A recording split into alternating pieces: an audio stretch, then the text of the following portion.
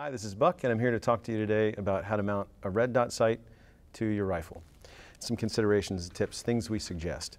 So I'm going to do it with a Comp M5. This is on an LRP mount, which is a lever release Picatinny. There's all kinds of different ways and different mounts available out there, as many as you might imagine. So the first thing that we're going to do is pick the spot on the rifle that we're going to mount it. I suggest all the way forward on the receiver for a variety of reasons.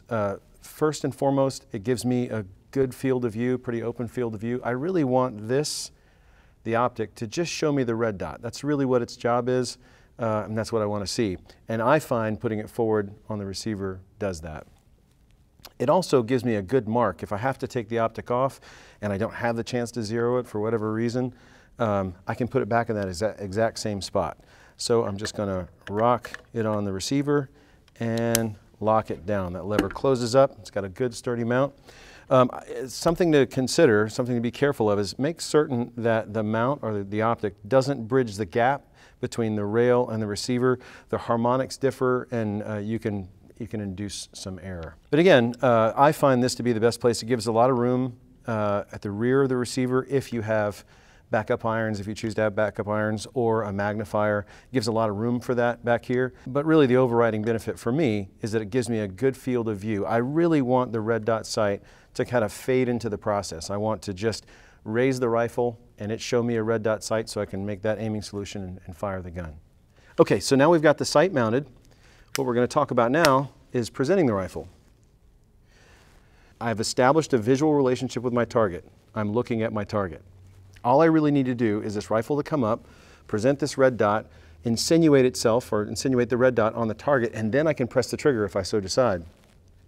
And so the way I do it and where it starts for me is at the heel here, right here. And the reason for that is it's kind of the fulcrum, right? It's the lever right here. And I'll show you why. If I put this high on my shoulder, kind of in the shoulder pocket, and I'm looking at my target, all I really need to do is hinge this rifle up like this to produce that red dot. Just like that. If I have the rifle lower from the low ready, the rifle comes up to its limit of travel, and then I have to go down to find it. And that's a bad thing. Another thing that does is hinging the rifle here has more to do with field of view, field of vision. So at this point, I can see everything downrange. I can see my target and what it's kind of around. If I go down into the rifle looking for that sight picture, I kind of lose myself in the sight or in the optic. Yep, trying to find that red dot because my focus is here. I'm problem solving here. But if I have it high and I go to present the rifle and the red dot just occurs, I maintain that field of view. I see the field of view the whole time.